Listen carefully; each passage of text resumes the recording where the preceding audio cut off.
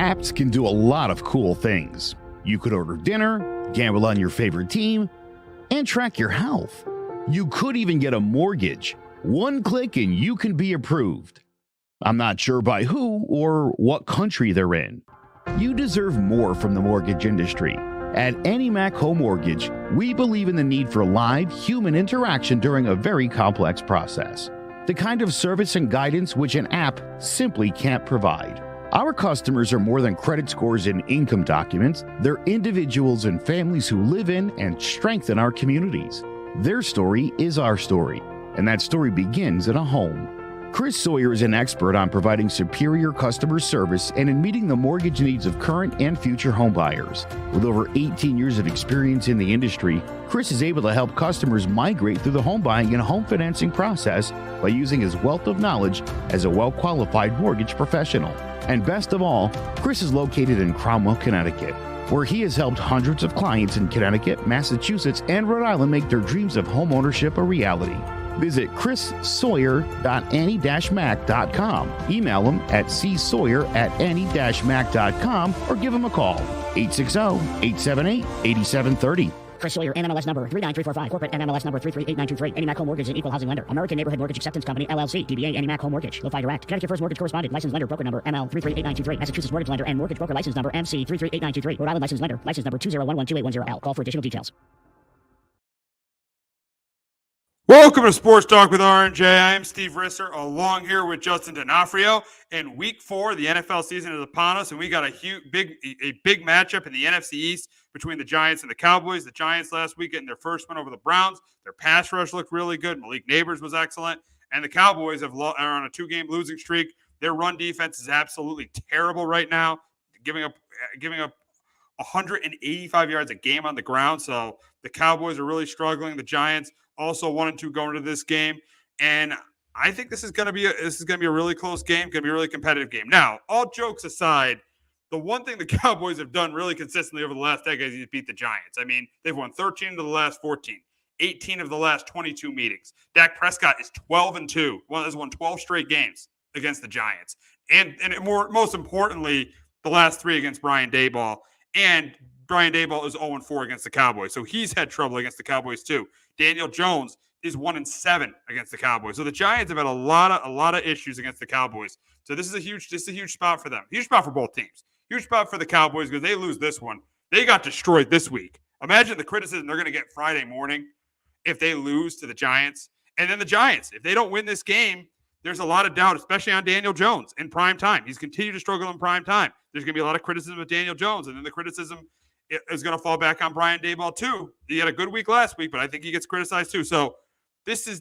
I know it's a game in Week 4, but it's a game that neither one of these teams want to lose. This is a game. This is a huge game for Week 4. This is a huge game for both teams, and for this game for me, I know the Giants have been inconsistent in the running game. Yeah, the numbers looked good last week. The numbers looked good for Singletary last week, but a lot of them was on that run at the end of the game. Smart play taking a knee there, but a lot of those were on that run at the end of the game. So but I do think in this game, I do think the Giants are going to they're going to be able to run the football because everyone's able to run the ball in Dallas. They run away from Micah Parsons. They run onto DeMarcus Lawrence's side. Last week, all the Ravens did was run to the left side, run to DeMarcus Lawrence's side, and they had a huge game. I do think this is going to be I think it's going to be a big game for Devin Singletary, and I think getting the run game going is going to force the Cowboys to have to bring a safety down so they can't double Malik Neighbors. And I think Malik Neighbors can continue to play well. I think the Giants are going to put up some points. I do. I think the Giants are going to put up points in this game. I do think they put up points. I think they put up some points, and I think Dak does have a decent game. But I think the Giants are going to do what they did last week. They're going to get pressure on Dak Prescott. And that Cowboy offensive line is not that good. You saw last week against the Ravens. That offensive line is not that good. So I think the Giants are going to get pressure on Dak Prescott. I think it's going to come down to the end. I think it's going to come down to the end where the Giants defense has got to make a stop against Dak. And I think they do it. I'm going with the Giants here. I'm going with the Giants. The Cowboys are vulnerable. I am going with the Giants here to pull the upset. I got the Giants winning 24-20 over the Cowboys. But Justin, can Dak and the Cowboys continue their dominance over the Giants? Yeah, hopefully your team has a better Thursday night performance than mine did last week. Oh, God, your team was terrible on Thursday Night Football last week. Yeah, that's for sure. Yeah, that was an embarrassment. We'll get to them in a few minutes here. But, yeah, I think the Giants have a chance here, but I'm going to take Dallas. I think their ability to knock off the Giants the last couple of years, they're pretty comfortable with this team. The Giants are going to be able to put up some yardage on the ground, but I think Dak's going to be able to throw the football and have success against the secondary. And I think that's going to be the difference in this game. And I do think that Cowboys pass rush can get a bit of pressure on Daniel Jones, maybe force him to turnover too. But I do think for Dallas here, they do get back on track. They do get a win, but I do think the Giants keep this thing close. I do think thing goes down close to the end here. But I just think Dallas is a little bit more talented than the Giants, and I do think they get out of here Thursday night with a victory. And you talked about the Giants secondary. That definitely is the weakness of their defense, and Dak could definitely exploit that. And I think he's going to be better. I don't know if the Giants can blitz as much in this game as they did on Sunday, because Dak is definitely better at the line of scrimmage than Deshaun Watson. Deshaun Watson's not playing. Let's be honest. He's in the bottom half of quarterbacks in the league. Dak is definitely right now a much better quarterback than Deshaun Watson. The issues in Dallas, Dak is the least of the problem. To me, Dak is the least of the problems that are going on in Dallas right now. He'll be able to pick up those blitzes. So the key's going to. I think the biggest key to the game is going to be, can the Giants get pressure on Dak Prescott, and can they get there with 4? Can they get there with 4? Because they can't blitz all day long. Can they get there with 4? If they can, I think they have a very good chance to win the game, because Dallas cannot. Let's be honest, Dallas cannot run the football at all. Dallas can't run the ball at all. I mean, and then you get during the week, you get Jerry Jones saying, "Oh, we couldn't afford Derrick Henry." Nonsense. If you did what you were supposed to do, give Dak that contract at the beginning of free agency, spread the money around, you absolutely could afford Derrick Henry. It's a running back. You can afford a running back in this league. If they wanted to go after Derrick Henry, they would have. I mean, it's mind-boggling they didn't even draft a running back, seeing what the running game is. But I think a big key to this game, I think the biggest key to this game is the Giants' defensive line versus the Cowboys' O-line. If the Giants could get to Dak and maybe force a mistake or two, I think they got a really, really good chance of winning this game. And also, the Giants have to run the football. If they can't run the football in this game, there's a lot that then you could really, really question the Giants' running game. But I think the biggest key, though, is the Giants defense getting pressure on Dak. Yeah, absolutely. If they can get to Dak and be able to force him a turnover too, and if they could blitz with only 4 and kind of be able to drop 7 and and kind of maybe slow down that passing game, it would be huge for the Giants. And I think too, if the Giants can get off to a fast start too and take an early lead, and then where you can neutralize that Dallas pass rush, because Micah Parsons, he's not the same guy, stopping the run than he is being a force of getting after quarterback passing wise. So if they can do that too, I think that'd be huge for him. And I think that's kind of also been Dallas gone off the slow starts the last couple of weeks. They were down 28-3 last week. They almost came back, and then the Saints, they got down quick. So if the Giants can get off fast too, and then be able to establish that running game and neutralize Parsons, I think that'd be huge. Oh, it's a great point. Great point. That's a great point. Yeah, the Giants got to get off to a lead. I think they got to get a lead. It's going to be very, very – if the Giants get down by 2 scores in this game, it's going to be very, very difficult for them to come back. Even though their O-line is improved, if you let Parsons and DeMarcus Lawrence, who's still as good at getting to the quarterback, if you're able to let those 2 guys tee off, it could be a real problem. And that's been the issue with the Giants, over the years against the Cowboys. Those two guys have pretty much dominated against them because the Giants haven't been able to get a lead. It is imperative. It is imperative for the Giants to get up. You made a great point. It is imperative for the Giants to get up to a fast start. If they do, they got a really good chance of winning. If they don't, they're probably going to lose another game to the Cowboys. Yeah, absolutely. And they get out to a slow start too. That the fans there, if they go down 2 scores early, going to start turning. Absolutely. You're away from your loyals showing up for the road games, like in Cleveland, all your loyal fans showing up for the road games. These fans were very angry about opening day. And if there's another slow start, another bad performance from Daniel Jones, those fans are definitely going to let him hear it. Yeah, they will. And, Dallas always travels well, and they'll have the contingents of fans. And, if they get out to a fast start too, they'll start to kind of maybe feel like a little bit of a Dallas home game, maybe a little bit. But yeah, if the Giants and that fan base, they're Thursday night, they get out to another slow start, and like that Minnesota game, it was quick when those fans kind of turned. So if something like that happens, then there's more pressure on kind of the offense to try to get something going. So for the Giants, it's so crucial to get off to an early start here and kind of get some confidence going in this game. It definitely is. It definitely is. Now, we got a question here, who this game means more to. You could argue this game means more means a ton to both teams. Be seeing what these teams have down the pike. I mean, you look at the Giants after this, they got to go to Seattle, play Cincinnati, which is an easier game than I think everyone thought before the season because Cincinnati's not playing well at all, especially on the defensive side of the ball. To go to Cincinnati, you got that huge game with Philly with Saquon Barkley. Then you got, Pittsburgh and then Washington, which is a sneaky tough game now the way Jane Daniels is playing. Then you look at Dallas' schedule. They got to go to Pittsburgh on a Sunday night. Got to play. They host Detroit. Then they have a bye, and they go to San Francisco. So it's tough for the Cowboys after this. It's really tough for the Cowboys after this game too. But for me, I think the Giants need it more, and it's because of what I said earlier in the show. Daniel Jones struggles in prime time against the Cowboys. He's got to have that confidence against this team. Brian Daboll, he's never beaten the Cowboys. He's got to have the confidence. He's got to build some confidence against this team. I know the Cowboys would be in big trouble with a loss, but here's the thing. Even if the Cowboys lose, you can trust that Dak Prescott can get them out of this. You could trust that Dak Prescott might be able to pull an upset in Pittsburgh next Sunday. The Cowboys, they beat the Lions last year. So even though it means a ton to both teams, I'm going to say the Giants, because if they lose this game, there's a very good chance that they can get off to, a 2-6, maybe even 1-7 start. So I think this game is crucial at home against a team that has owned you for a while now. A team that has owned you. I think this is the biggest game of the Daboll Shane regime. This game. I feel like is going to show you where this regime is going. Are they going to be the team? Are they back to being the team they were 2 years ago, or are they the team they were last year? I think this game is going to tell a lot. This game is going to show you a lot.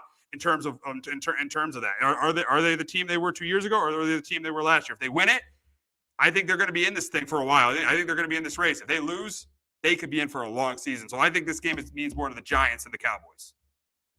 I went the other way. I went to the Cowboys here because I think if they lose Thursday night, I think McCarthy's gone, and I think this thing could spiral for that. Wow! If they lose the Giants, with everything going on, like especially the way they've looked coming out the last 2 weeks, and then you can even like the last 3 home games for the Dallas, they've given up I think over 120 points. Like I think maybe this could be an end for McCarthy.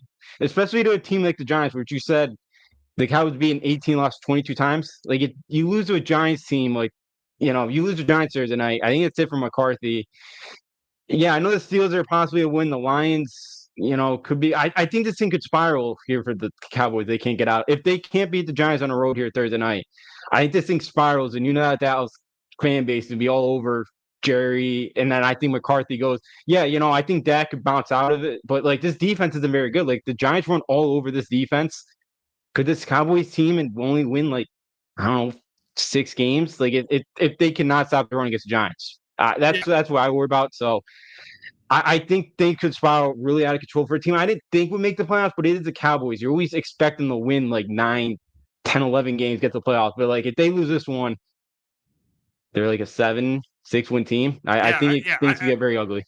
I think the loser of this game very easily finishes in last place in the division. I think the loser of this game, as you said, is probably going to wind up being a 6-7 win team. I think the loser of this game finishes in last place. And yes, if the Cowboys, are a 6-7 win team, McCarthy's getting fired.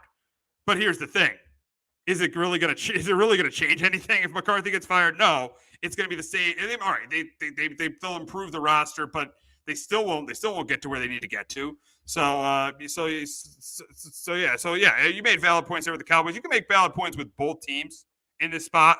I just think it's the Giants because I trust Dak even though things could spiral out of control. I trust the fact that even if the Cowboys are 1-3, that Dak could get them out of this. If the Giants are 1-3. I doubt that Daniel Jones is going to get him out of this. And I'm telling you, if they lose this game and Daniel Jones doesn't play this well, he's going to get destroyed. One thing is certain on Friday morning: one Jones is going to get destroyed. Either Jerry Jones for the Cowboys 1-3 start, or Daniel Jones for playing poorly in another primetime game. Yeah, absolutely. There's a lot on Daniel Jones here, and the thing is, like, I know he might get benched at some point, but it's not like Drew Lock or Tommy DeVito is going to be your savior. It's not, DeVito was a nice story last year. He's not an NFL quarterback. And yeah, for Jerry, he's a GM. He kind of blames himself. He's GM. He puts his team together. Their defense can't stop anybody right now against the run. And, and then again, I've never seen the Cowboys going back to last season play as bad as they have at home the last 3 straight games like they have. Like They've had really 3 embarrassing performances the last 3 home games, which is unlike Dallas. And it's the team just it doesn't seem like it's a tough team. And when they get punched in the mouth, they kind of lie down. And I know last week they did battle back, but the Ravens can't hold on to a 4-quarter lead. They've been pathetic with 4-quarter leads. And again, this is a team like the Giants where usually this is a team where they do play well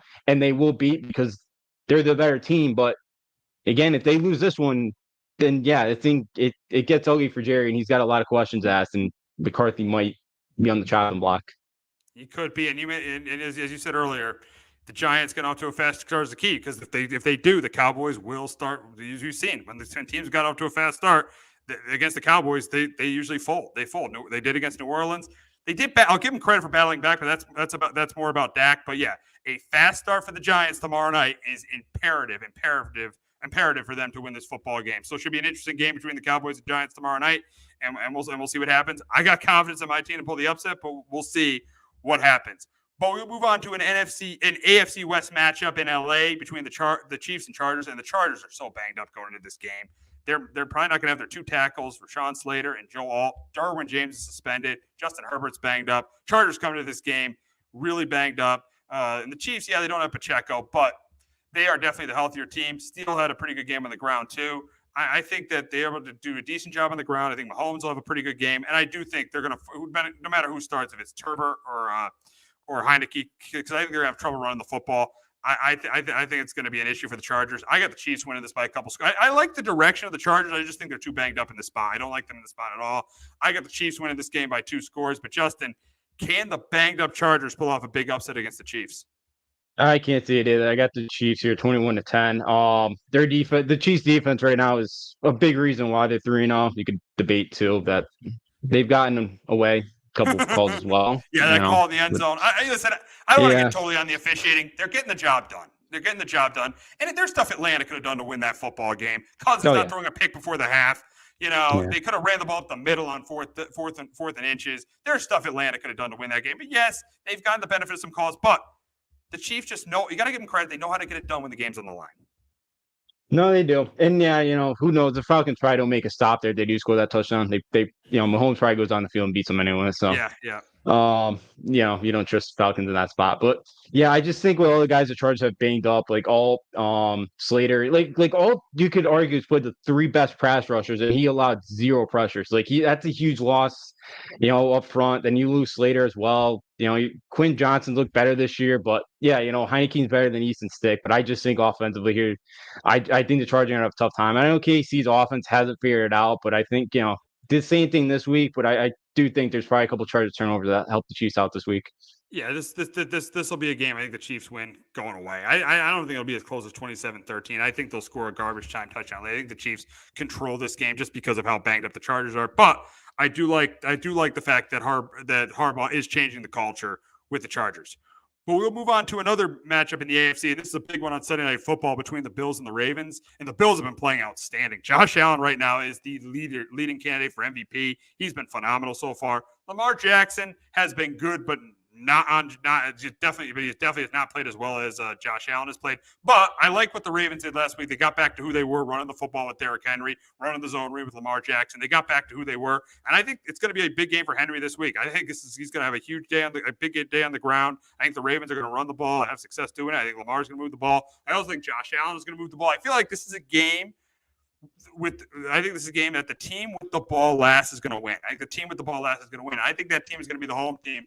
I think it's going to be the Ravens. It's just tough for me to see I don't know how well the Bills have played and Josh Allen has played, for them to be 4-0 and for the Ravens to be 3-1. I think things are going to even up a little bit here. I think it's going to be a close, competitive game, but I think Lamar leads a game-winning drive, and that's why I got the Ravens beating the Bills 31-28. But Justin, can the Bills continue to play the way they are, continue to have their way with the Ravens, and start 4-0? Yeah, I got the Bills here, 27-23. The Ravens secondary is a mess, and they can't hold on the 4-quarter lead. Like, you're telling me you could not get a first down in the 4th quarter against that Raider defense that just made Andy Dalton look like the next. I know. Yeah. That was really bad. Yeah, and so right now I just don't. And then the Ravens almost blew the 23 this weekend to the Cowboys. And Josh Allen's looked a lot. He's taken much better care of the football this year. And again, and I think it's helped him too that he doesn't have Stephon Diggs screaming at him on the sidelines when he doesn't catch the football, and complaining after a loss because he didn't get his targets or whatever.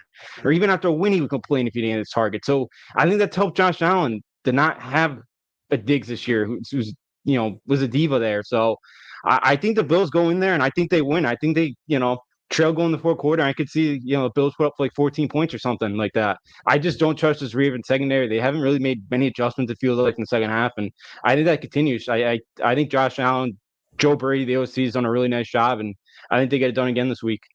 Yeah, and two things. You made a great point about Josh Allen, about how he's now able to spread the ball around. And it seems like it's really worked for him, being able to spread the football around to other guys outside. Yeah, Stephon Diggs. I think the Diggs Allen thing, Diggs stayed there a year too long. Diggs stayed there a year too long. I think they needed to get rid of him after 2022. I think he stayed a year too long. Yeah, it's just the way he's been playing, Josh Allen. He's been awesome. He's clearly put himself, I think, right behind Mahomes as the second best quarterback in the league. But yeah, he's been playing well. And you made a good point about the Ravens. You made a good point about the Ravens not being able to hold fourth quarter leads. This was an issue 2 years ago. It's definitely been an issue this year. That game against Dallas. I mean, you thought it was over. Justin Tucker misses the field goal, though. The Cowboys scored. The Cowboys were stupid too, but not a surprise that they didn't kick extra points and went for two, because if the Cowboys actually kicked the extra point, they would have had a chance to tie the game on that after that third touchdown. So yeah, the Ravens did hang on against the Cowboys, but I just think they're at home. I just can't see Buffalo being 4-0 and the Ravens being 1-3. I just think the Ravens are too good to start just like last week. I thought they were too good to start 0-3. I think the Ravens are too good to start, with 1-3. So I think it's very easy to see the Bills win, but I just think, in my opinion, close, competitive, and I'll take the Ravens here.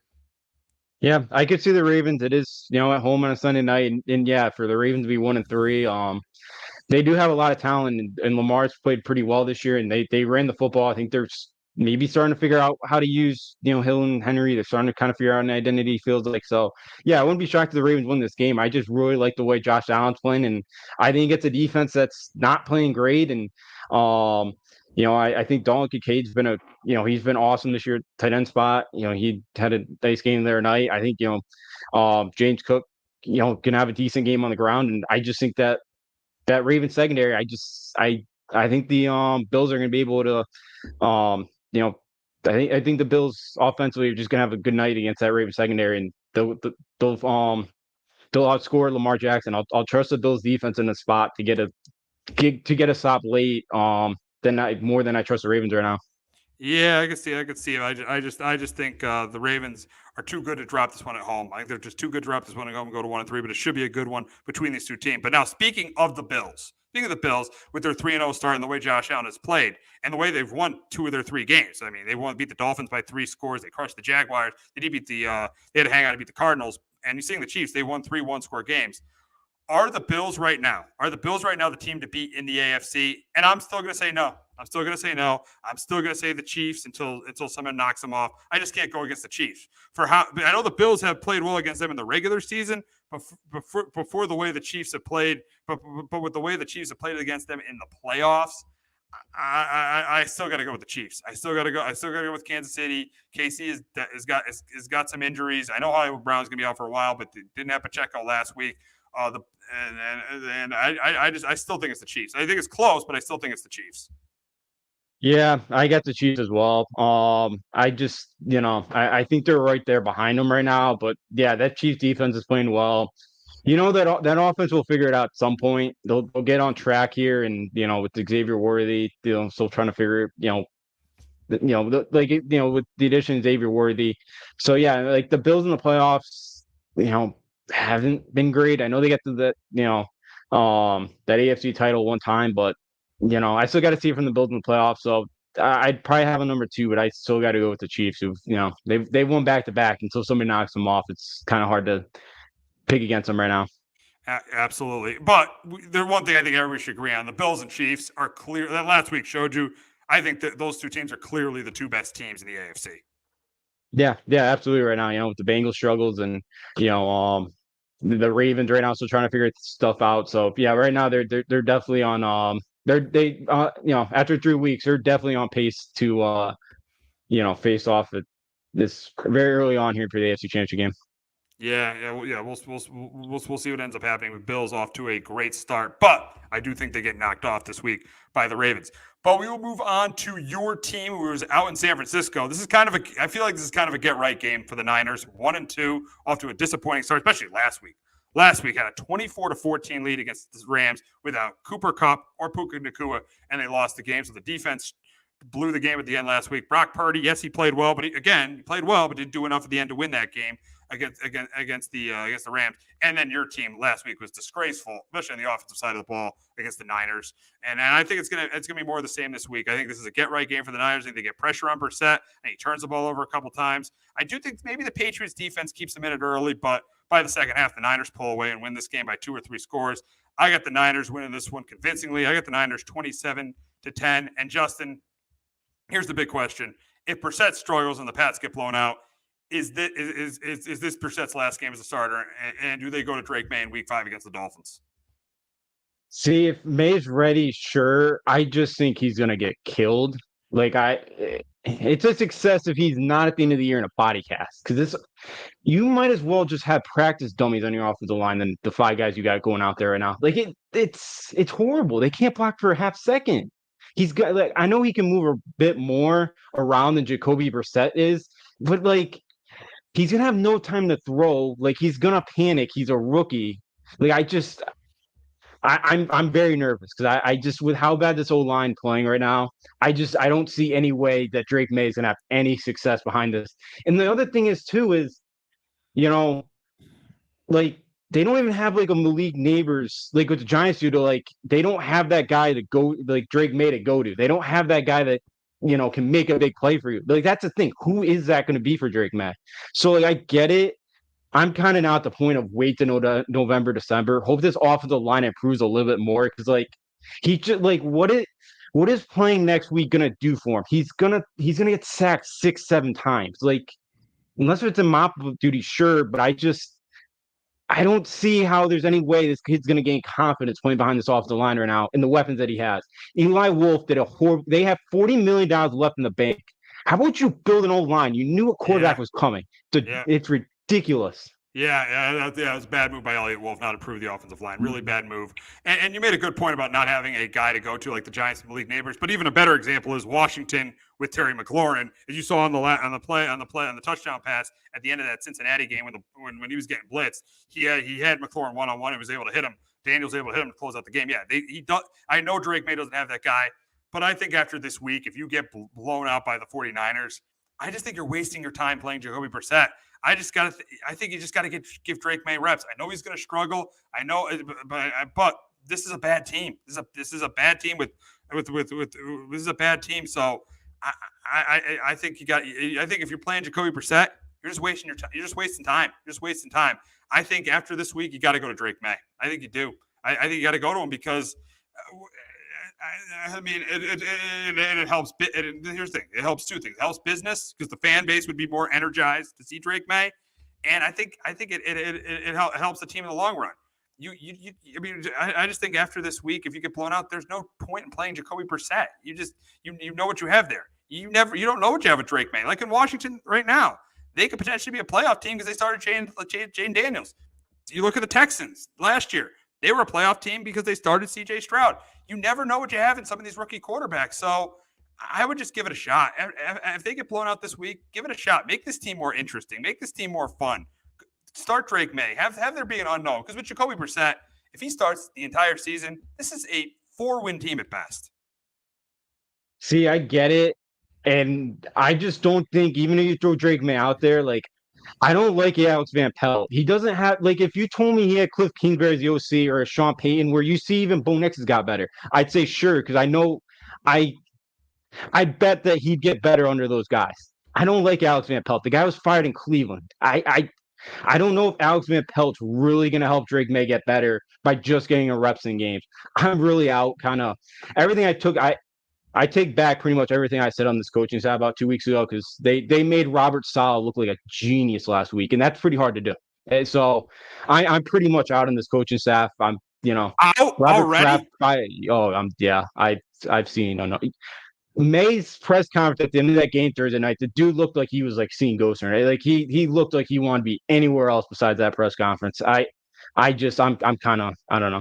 And Kraft admitting that 5 years ago, after we won a Super Bowl, that Mayo was the guy. Like he's already, Kraft needs to just needs to stop. So I get it, wanting to try to put May out there. I just don't see him having the success like a CJ Stroud or even getting better because he doesn't have that McLaurin. He doesn't have that guy to go to. And I don't think May's going to be able to have it under this offensive line. I don't think he's going to have it with these weapons.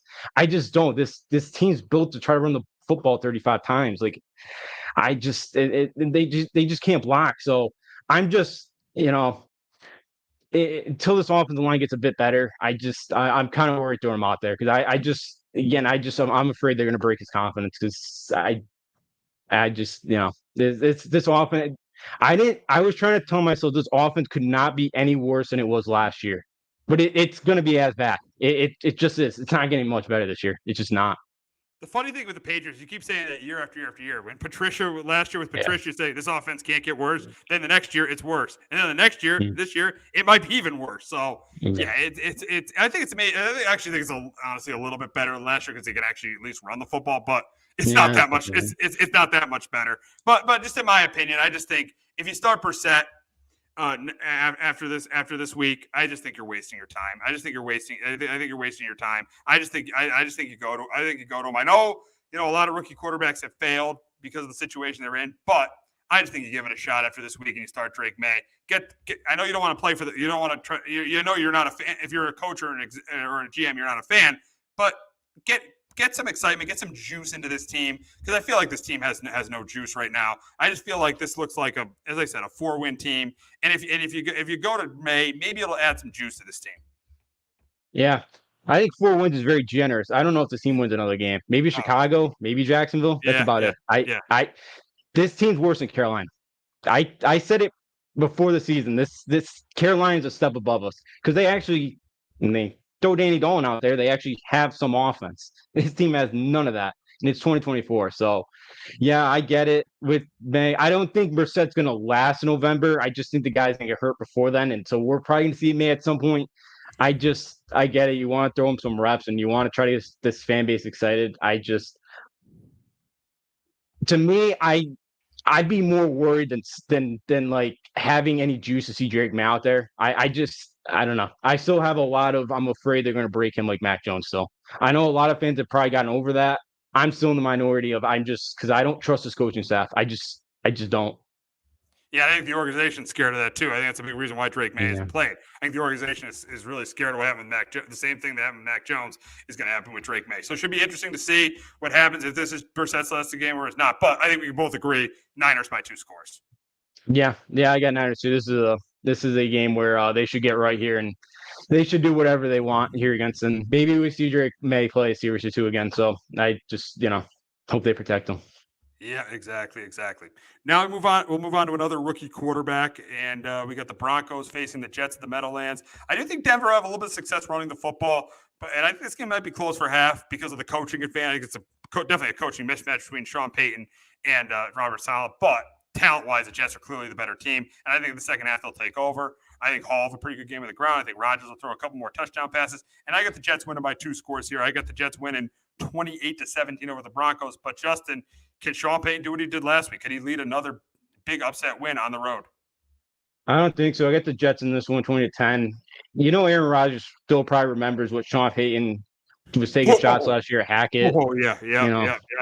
So, Rodgers still has that in the back of his mind, which he'll use. Bo Nix looked better last week. He played well. I know the Bucs had a lot of guys out defensively, but he looked like the game looked like it slowed down for him. So I do think Denver keeps it close for a little bit here, but I do think the Jets offense figured it out. And Rodgers looked we didn't really see that from the first couple of weeks from Rodgers till Thursday night, and he looked pretty good on the run there, moving around. So he didn't really look like a 40-year-old back there coming off an Achilles injury. So I do think he'll have some success against his defense, but then Jets do win by double digits here.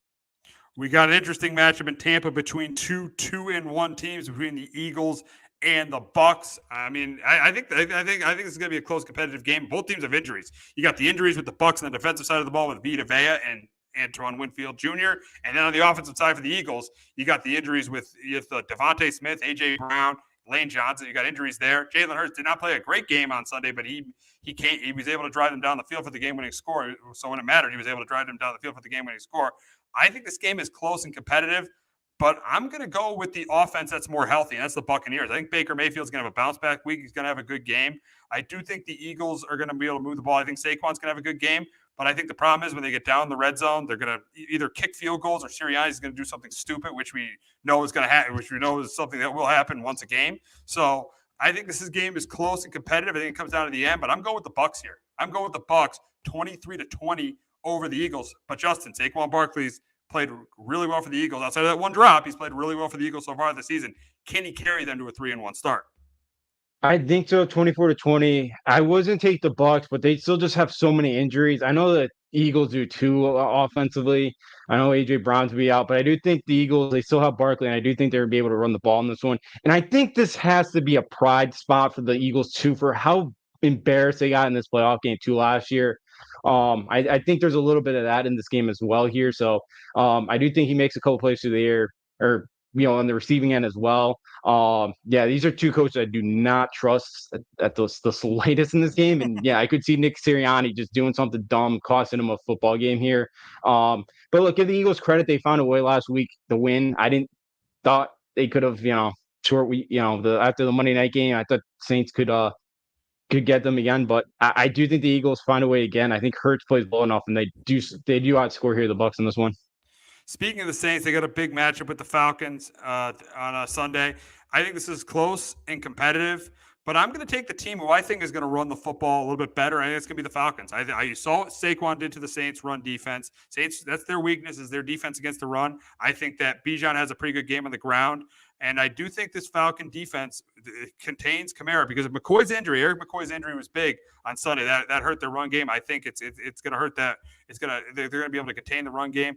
And I do think that Derek Carr is going to throw a pick or two. I think Cousins will have a turnover, but I do think Cousins does what he did against the Eagles, leads a game-winning drive, and that's why I got the home team winning here. I got the Falcons evening their record with the Saints to go to 2-2. I got the Falcons winning this game 27-24 over the Saints. But Justin, can the Saints get a 2-game lead on the Falcons? I think Saints bounce back this week 23-20. Jalen Carter really got after Derek Carr on the first play of the game. And when you can move Derek Carr off the spot like they did last week, that's when he struggles. And I don't think this Atlanta pass rush is going to be able to do that. So I do think Carr is going to have a pretty clean pocket in this game. And I do think he's going to make plays through the air. And I do think the Saints run the ball well enough against the Falcons. And I think they bounce back and beat Atlanta this week 23-20. Yeah, it's kind of similar, and I mean it's a much smaller market. It's kind of similar to Giants Cowboys, a big early season divisional game between these two teams, which could definitely end up leading to who might end up winning this division or where it's a wild card spot. So big game in week 4 for both the Saints and Falcons. Move on to an NFC North matchup. You got the 3-0 Vikings, probably the surprise of the league so far with Sam Darnold, who has played excellent football so far. I mean, he's played outstanding. I was a guy who wanted him in 2018, but I'll admit I jumped off the Sam Darnold train a couple of years ago. But I mean, he's proved that he could play in this league. He's played excellent so far with Kevin O'Connell. And you got the Packers. Who knows if Jordan Love's going to start? We don't know who the quarterback's going to be yet. But I think, again, this is going to be a close competitive game. And I'm going to take the Vikings, even if Love starts or not. I think the run game of Aaron Jones gets his former team. I think he runs the ball well. I think Darnold continues to play well. And I think this Vikings defense, led by Brian Flores, who is the best defensive coordinator in football, he's done a great job so far. I think he continues to do a great job. I think his defense makes that key stop at the end. And that's why I get the Vikings going to 4-0. I get the Vikings beating the Packers 24-19. But Justin, can the Packers hand their arch rival their first loss of the year? No, I got the Vikes here as well, 2016. I think Sam Darnold's played really well, and they've been really strong against the run. And the Packers, if it's Malik Willis, they've been really good against the run. LaFleur's put him in positions where if he's got to throw, he makes good decisions. But I think the Vikings are get pressure on Malik Willis, and I do think we see a turnover or two from this one. And I think the Justin Jefferson, Jordan Addison might play in this one as well, and I think those guys could have a big player too against this Packers secondary in this one. And I think the Vikings do get this divisional win, and move to 4-0. We got a matchup of two 1-2 teams in Chicago as the Rams travel to Chicago to face the Bears. Rams are obviously banged up. The Bears have underachieved so far this year. Matt Eberflus, I'm telling you, he's probably the coach that is most likely to be fired if the Bears don't make the playoffs. I mean, you look at Caleb Williams' struggles. He's struggled so far. This Bears offense has definitely struggled. Especially last week and the week before. I don't think they've gotten. I mean, they've really not gotten over 20 points a game because they got a special teams touchdown, a defensive touchdown against the Titans. They were lucky to win that game. This Bears offense has struggled. Their defense is okay. But in this game, I'm taking the team. I know they're the underdogs. I'm taking the team with the better coach, and clearly the better coach, and clearly the better quarterback. I'm going with the Rams here to go 2-2. I know the Rams got injuries, but I trust McVay and Stafford a hell of a lot more than I trust Matt Eberflus and Caleb Williams. I'm not out, obviously. I think Caleb Williams is going to have a good career. I think he's got a lot of talent, but this coaching staff, I don't think it's going to be with this coaching staff. This coaching staff is not good at all. I got the Rams here. I got the Rams 20-17 over the Bears. But Justin, can Caleb Williams bounce back and get the Bears their second win?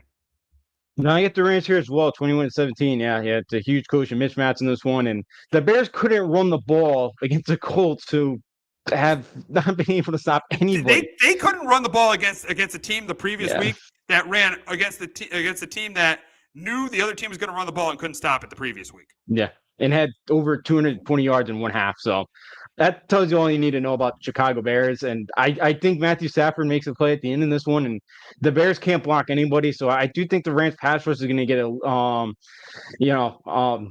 Rams pass rush is going to get after Caleb Williams. He'll throw an interception or two. And with all the injuries still, I'll take Sean McVay and this team to figure out to beat Matt Eberflus and in this offense right now in Chicago that's still trying to figure things out. And the Bears having that great last 2 months is definitely now it has definitely caused, because that coaching staff, the only reason they're there is because of that second half of the year, and that's really coming back to bite a little bit that organization right now for how well they played down the stretch. Yeah, if there's no playoffs, Matt Eberflus has got to be fired. Yeah. Matt Eberflus, he's its coordinator. He's not really a head coach. Mm-hmm. I never saw him yell at the team once in Hard Knocks. Not once did he yell at the team. Dayball was like there was one point with Dayball, like with Joe Shane when they hired Shane Bowen, he gave it a comment like, can we have this? Can we have our run defense look like this, please? There's no push. He doesn't put Eberflus doesn't push buttons at all. He's a coordinator. I feel like he's not a leader of men, and he's a coordinator. Yeah. I think there's a lot of that nowadays. It feels like for head coaches, starting to see it with Mike McDaniel, twos, and and Nick Sirianni too is. That guy, all he does is be the CEO, and he has no idea how to manage timeouts or manage fourth quarter situations. Like so it's not great, and you need a lot more leaders, and the Mike Vrabels and Bill Belichick's of the world, and maybe a couple of them go back. Because how many of those guys, because those are the guys that usually win. Those are the head coaches that win Super Bowls, not really this new kind of group. The analytical group head coach usually doesn't get the job in the Super Bowl, because Andy Reid's not that type of guy either. No, Andy Reid. I don't even think Sean McVay's that kind of guy either. Sean McVay's not really that kind of guy. He's a little bit of that kind of guy, but not really that kind of guy. So if you look at the coaches that have won Super Bowls, Belichick, McVay, Reid. Yeah, they're leaders of men. They're leaders of men. That's what you need. And Eberflus is not that, and that's why I picked the Bears to go to the playoffs. But I'm out on them already. I don't think they're making. I think they're an 8, maybe an 8 because of the talent they have. I think they're talent. They got a pretty good roster, so I think they're maybe in 7-8 win team. But that's it. I think Eberflus is gone at the end of the season. But moving on to it, speaking of leader of men, that's Mike Tomlin, 3-0 with Justin Fields. I mean, Mike Tomlin just keeps doing it year after year after year. Justin Fields has played. He probably played his best game last week. He played pretty well last week. As this week, the Steelers try to go to 4-0 against the Colts, and I think they do it. I think Najee Harris is a big game on the ground. I think Justin Fields continues to play well, and I think that the Colts, they're not going to be able. They're going to have trouble stopping the run. I think Anthony Richardson's going to turn the ball over a couple times. I think it's going to come down to the end with the ball in Richardson's hands and Richardson not getting it done. That's why I got the Steelers winning this one 23-16 over the Colts. But Justin, can Richardson lead the Colts to their second straight win? No, I get the Steelers as well here, 20-13. I just think Pittsburgh's going to run all over him, and I think Anthony Richardson, maybe he'll make a spectacular throw like he usually does, but I think in this one, he'll probably make 2 or 3 bad throws in this one. I think Jonathan Taylor probably only gets like 12, 13 carries because they're behind early and they want Anthony Richardson to try to chuck it all over the field. And this Colts defense has been on the field for an average of about 38 minutes a game. So if Pittsburgh can kind of control the clock, like I think they will with this running game, and they're putting Justin Fields in great opportunities. I think they'll win again. And actually, Tomlin had a great message about Fields and press conference yesterday. He was talking like, yeah, he's going to continue to be the starter, but like, from just kind of going, like not even like a week to week guy, but like he's just going to be the guy for this week, and then we'll figure out. Like he's just putting Fields. He's not putting the pressure on Fields like they did in Chicago, where they wanted him to be the MVP there, where he doesn't have the questions of are they going to sign him long term. So I think he's doing a really nice job of handling Justin Fields, and he's been in the perfect situation right now, and he's played well. He just managed the game really, really well, and that's really helped him. Absolutely, yeah, and I think they stick with Fields until it starts getting bad and they lose, and then they go to Wilson, because neither of the quarterbacks they really have a long-term commitment to. So yeah, I think you stick with Fields until you lose, unless you start like 8 or 9-0, then I think you have to stick with them for the rest of the year. But yeah, I think you just keep sticking with Fields until he struggles. So I think sticking with Fields is the right decision for the Steelers. But we'll move on to an AFC South matchup in Houston, and let me tell you, the Jaguars were terrible on Monday Night Football against the Bills. Trevor Lawrence really struggled in that game. I do expect them, though, to be better this week against Houston. I think they bounce back. They play pretty well, but the problem is you're taking C.J. Stroud over Trevor Lawrence right now any day of the week. I think C.J. Stroud will bounce back and have a really good game against this Jacksonville secondary that's not very good. I think it's close and competitive, but in the end, I'm going with the team with more talent and the team with the better coach. I know Doug Peterson won a Super Bowl, but I'm going to go. I like DeMeco Ryans better than him. I'm going with the team with the better coach. I got the Texans 28-20 over the Jags. But Justin, can Lawrence have a bounce back week and pull off an upset and keep the Jaguars in the AFC South race? I don't think so. I got Houston 24-17. That looked like a team that quit on Peterson the other night. Now they are professionals, so maybe they play with some pride this week, but I don't know. And a month ago, Shad Khan, the Jaguars owner, said this is the best Jacksonville team ever assembled. So I can't imagine he's very happy right now. And Doug Peterson may be another guy that's on the way out very, very soon. Another guy who won a Super Bowl that analytically driven, but he's because I mean, a little lucky that your coach didn't play Malcolm Butler in that game. Yeah, I still don't know how he lost that game. He gave up 45 points to him and Nick Foles. The funny thing, it now makes probably more sense that you lost to even though you were more upset about the Giant losses, it makes more sense that you lost to the Giants and lost to them in the Super Bowl. Because you're losing to Eli Manning and Tom Coughlin, who are two guys that are probably going to wind up in the Hall of Fame. You lost to Doug Peterson and Nick Foles in a Super Bowl, where Brady put up 500 yards. Yeah. No, trust me. Yeah, the Eagle one definitely hurts more than the two Giants ones. Really.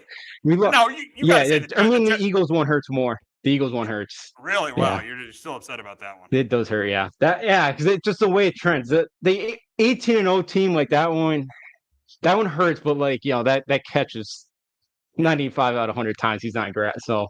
But the Eagle, because of the way things have trended after that. But I think Houston bounces back if they didn't play well last week, and I don't think the Jacksonville team's very good. They just seem to have no kind of tough. They have no toughness. They laid down quickly, and this team's falling apart from. They started 8-1 last year, and this team was one game since week 10 last year. So things have fallen apart quickly.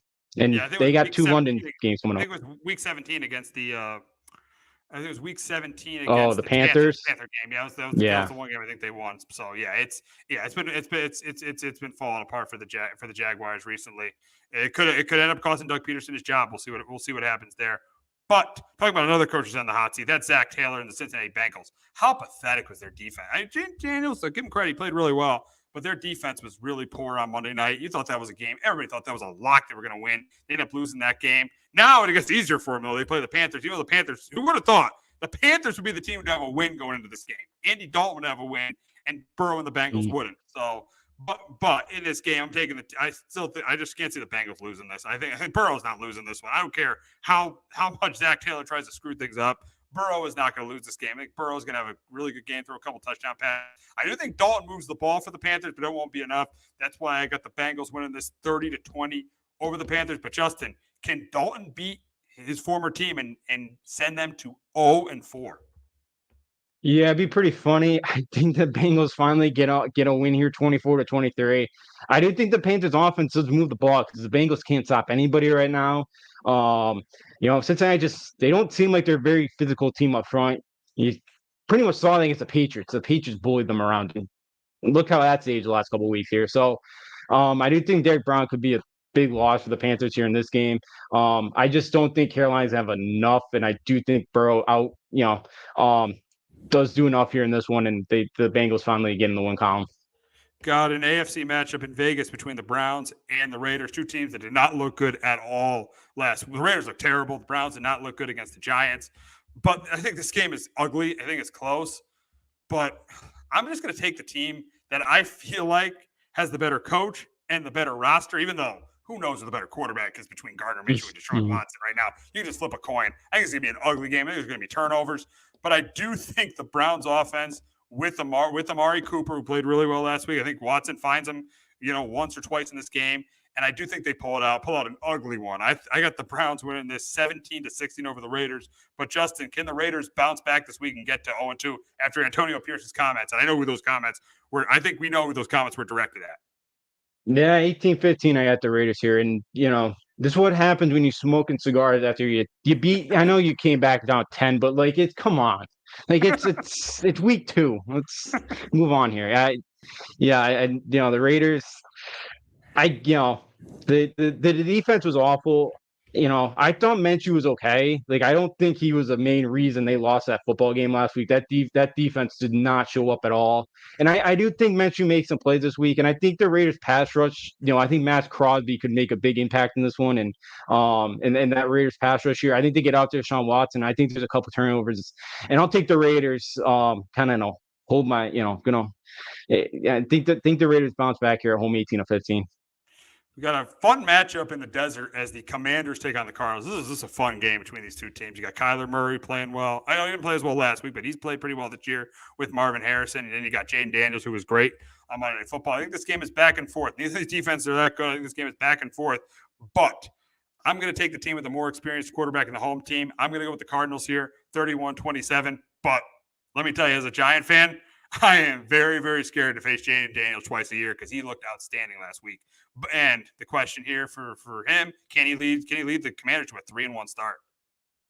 Yeah, I think they could be close here, but at the Cardinals as well, 28-21. I think the short week going out west, and I think Murray at home plays well. Daniels too, 15 straight drives without a punt. That's amazing. That is amazing. Yeah. That's amazing. It's not like, I know the Giants and Bengals defense. The Giants defense is probably average right now. The Bengals defense we know is just really bad. But still, that's amazing. 15 possessions without a punt. That's amazing. Mm-hmm. I think Manning did that only twice in his career. I believe it was. I saw. So it's a pretty rare feat, and for a guy that's played 3 weeks in NFL is very impressive. And Jaden Daniels is a guy too. When he transferred out of Arizona State, there was a video. One of the Sun Devils players in the locker room had a video going. They were making fun of him. They were happy he was leaving. To see the transformation he's made is really impressive. And Cliff Kingsbury, I know, Cliff Kingsbury is an unbelievable offensive coordinator. That was a great pickup for him. And he's grown a lot since week 1, Daniels has. So I think they keep it close this week, but I do like Arizona get this one done at home. But yeah, it should be an exciting football game. Interesting storyline too. Cliff Kingsbury faces his former team this week. So that's interesting too.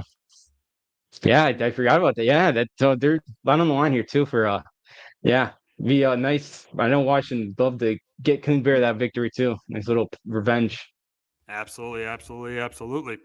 We'll move on to the 2 Monday night games. We'll start with the Titans and the Dolphins. It looks like the Dolphins are going to start Tyler Huntley this week. The Titans, Will Levis I think right now is probably the worst starting quarterback in football. Some of the decisions he made have been terrible. You saw last week another pick six. Brian Callahan, I think, is getting really irritated with him. I wouldn't be surprised at all if the Titans think they're probably going to be drafting a quarterback. I think this is going to be it for Will Levis. I think Callahan wants his own guy. I would be shocked if Will Levis is back as the Titans starting quarterback next year.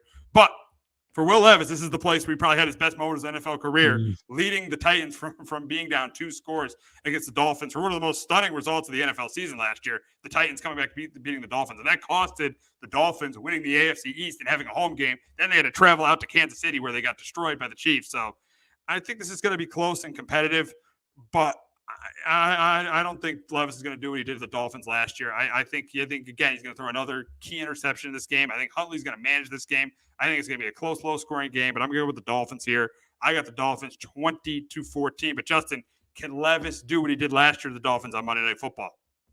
I don't think so. I get the Dolphins here 17-13. I think this would be an ugly football game, but I do like Tyler Huntley. Like I think he plays well enough in this one. Can the Dolphins get any semblance of a run game going? Last week I thought they had a horrible game plan, and they got the early turnover there at the 6-yard line, and they had to settle for 3 there. So I thought McDaniel put a better game plan together. He did not. But I do think this week, I do think Will Levis is going to help him out in this one. And I do think they convert off a turnover or 2 in this one. And I think Miami gets to 500 this week. All right, we're going to wrap up talking about the Seahawks and the Lions. Seahawks have had success. They've won 7 straight against the Lions. Have won the last 2 years. Geno Smith has beaten the Lions the last 2 years in Detroit. More importantly, Geno Smith has beaten them the last 2 years. So I think this is a close competitive game between these. I think this is a game that the Lions control. I know the Seahawks history against them, but I do think this is a game the Lions control on the ground. I think the ground game, because you saw the Seahawks, they had trouble stopping the Patriots on the ground. I think they have trouble stopping the Lions on the ground with Montgomery and Jahmyr Gibbs. I think Goff has his best game of the season. I think there was a couple touchdown passes. And I do think the Lions defense forced some turnovers from Geno Smith. I had the Lions. I got the Lions by a couple scores. I got the Lions. It's going to be a tough place to play on a Monday night. They beat them the last 2 years in Detroit, but those were 1:00 games. This is a Monday night game in Detroit. That crowd's going to be fired up. I got the Lions here 30-17 over the Seahawks. But Justin, can the Seahawks beat the Lions for the 7th straight year? I don't think so. I get the Lions as well here, 24-13. I'm with you. I think Seattle's kind of fugazi. They really have not faced a quarterback yet.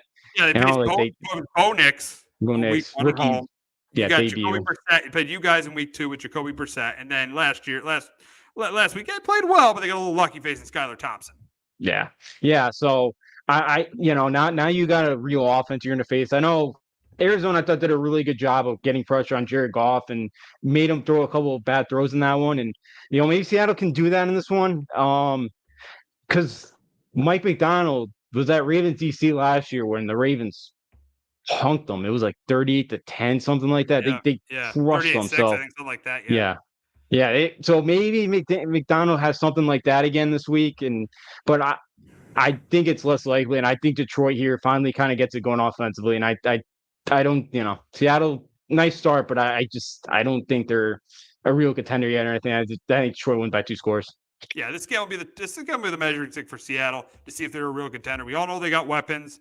We all know their defense is okay, but here's the thing: can Geno Smith step up and win this game? We'll see. It'll be a measuring stick game for Seattle, but I just think that Detroit is clearly the better team, and I got them winning this one by 2 scores. But that's going to wrap up this edition of Sports Talk with R&J. For Justin Alfio, I'm Steve Risser, but we will be back in about 10 minutes to talk about the pennant races, the wild card races in the American and in the National League, and the huge game on Saturday between Alabama and Georgia. So make sure you tune in for that. Hello, my name is Joe Aguirre. I'm the president of Clovercrest Media Group. And here at CMG, we have a wide variety of podcasts, including sports shows like Keys to the City, The Roll Call, Throwing Jabs, All 4 Downs, and Jawing About the G-Men. And great true crime shows like Sticky Week, Crimes and Consequences, Ivy League Murders, and Bird, the unsolved murder of David Eichmann. You can find all these podcasts and so much more by visiting clovercrestmedia.com.